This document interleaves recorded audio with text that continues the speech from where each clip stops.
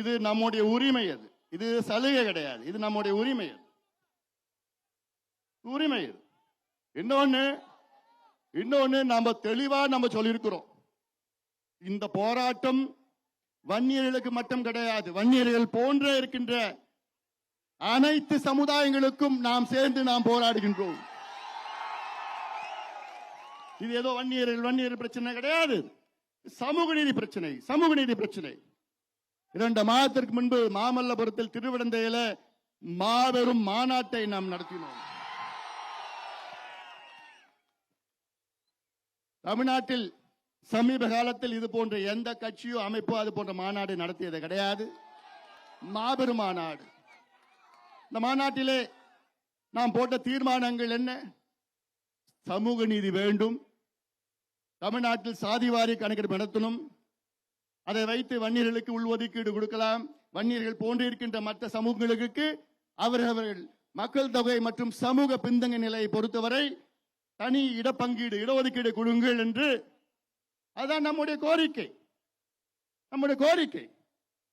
அது மட்டும் கிடையாது, தமிழ்நாட்டில் 69 விழுக்காடு இடஒதுக்கீடு இருக்கிறது. இந்தியாவிலே அதிக இடஒதுக்கீடு இருக்கின்ற மாநிலம் தமிழ்நாடு, 69 விழுக்காடு. அதற்கு ஆபத்து வந்துவிட்டது. உச்சநீதிமன்றத்தில் வழக்கு இருக்கிறது.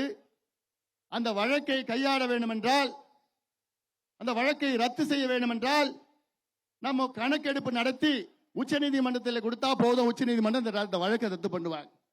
ஆனா அதுக்கு கூட திராணி இல்ல, துப்பு கிடையாத ஒரு அரசு இங்க தமிழ்நாட்டில். வெக்கக்கேடு.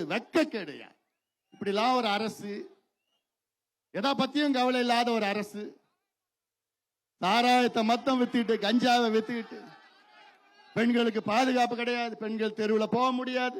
சின்ன சின்ன பிள்ளைங்க இப்ப பார்த்தா திருவள்ளூர் 10 வயசு குழந்தை, 8 வயசு குழந்தை, 14 வயசு குழந்தைங்களை நாசம் பண்ணிட்டு இருக்கிற இந்த திமுக அரசை வீட்டுக்கு அனுப்புகின்ற நேரம் வந்து விட்டது. அதனால்தான் நாம் சொல்றோம், நாம் நடத்துவது இது சமூக நீதி போராட்டம். இது ஏதோ சாதி போராட்டம் கிடையாது, சமூக நீதி போராட்டம். நமக்கு மட்டுமல்ல, வன்னியர்களுக்கு மட்டுமல்ல, வன்னியர்கள் போன்று இருக்கின்ற அனைத்து சமுதாயங்கள். இப்ப நான் கேட்கிற ஒரு கேள்வி, மருத்துவர் ஐயா அவர்கள் தொடர்ந்து போராடி நம்முடைய தியாகிகள் எல்லாம் அவர்கள் உயிரை தியாகம் செய்து 20 விழுக்காடு எம்பிசி என்று ஐயா அவர்கள் நமக்கு வாங்கி தந்தார், பெற்று தந்தார்.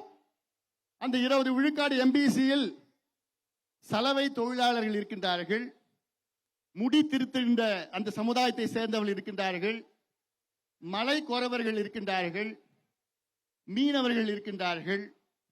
இவர்கள் எல்லாம் மிக மிக மிக மிக பின்தங்கிய சமுதாயங்கள். அப்போ சலவை தொழிலாளர்கள் அந்த 20% எம்பிசியில் எத்தனை பேர் அவங்க படிச்சிருக்கிறாங்க, எத்தனை டாக்டர் வந்திருக்கிறாங்க, எத்தனை என்ஜினியர் அந்த சமுதாயத்தை வந்திருக்கிறாங்கன்னு கணக்கு இருக்கா? அவங்களால முதல்ல படிக்க முடியுமா? மற்ற சமுதாயத்திற்கு கூட போட்டியிட முடியுமா? முடியாது. இல்ல, இந்த கணக்கு தான் நாங்க கேட்கிறோம். உனக்கு பிரச்சனை என்னன்னு தெரிஞ்சாதானே அதுக்கு தீர்வு கொண்டு வர முடியும். உனக்கு பிரச்சனை என்னன்னே தெரியாது, உனக்கு எதுவுமே தெரியாது, எதுவும் தெரியாத ஒரு ஆட்சி இங்க நடந்து கொண்டிருக்கிறது. இந்த பிரச்சனை என்ன தெரிஞ்சுதா அதுக்கு தீர்வு. பிரச்சனை ஏற்படி தெரியும், கணக்கெடுப்பு நடத்தினா தெரியும். உங்க கூட்டணி சித்தராமையா, கர்நாடகா முதலமைச்சர் சித்தராமையா போய் பாடத்தை நடத்த கேட்டுங்கய்யா, அவங்களுக்கு பாடம் கற்று கொடுப்பார். சித்தராமையா அவர்கள் 2 முறை கணக்கெடுப்பு நடத்தி முடிச்சிட்டார். 2 முறை. அவர் சொன்ன காரணம் தெரியுமா?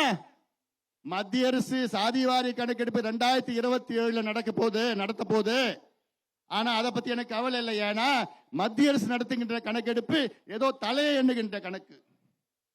ஆனால் மாநில அரசு, கர்நாடக அரசு நடத்துகின்ற கணக்கெடுப்பு, அதில் இன்னும் தரவுகள் வரும். என்ன தரவுகள்?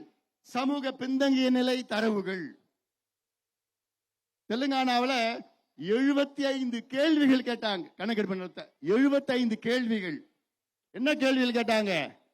வீடு இருக்கா, வீட்டுல கழிப்பறை இருக்கா, அந்த வீடு குடிசை வீடா, எவ்வளவு பெரிய வீடு, எத்தனை பேர் இருக்கிறாங்க, முதல் பட்டதாரிகள் இருக்கிறாங்களா, அரசு வேலையா, எத்தனை தோட்டம் இருக்குதா, சைக்கிளா, பைக்கா, வீட்டுல குடிநீர் இருக்கா, கிணறு இருக்கா, போர் இருக்கா, இதெல்லாம் கணக்கெடுப்பு நடத்தி பிறகு ஓஹோ இந்த சமுதாயத்தில் இவ்வளவு பேர் இவ்வளவு பின்தங்கிய நிலையில் இருக்கிறாங்களே, இவங்களுக்கு இடஒதுக்கீடு கூட கொடுக்கலாம், இவங்களுக்கு நல்ல திட்டங்கள் கொடுக்கலாம், இந்த சமுதாயத்துக்கு கடன் கொடுக்கலாம், இந்த சமுதாயத்துக்கு சிறப்பு திட்டங்கள், இப்படிதான். இதுதான் உண்மையான நிர்வாகி, உண்மையான முதலமைச்சர் இப்படிதான் இருக்கணும்.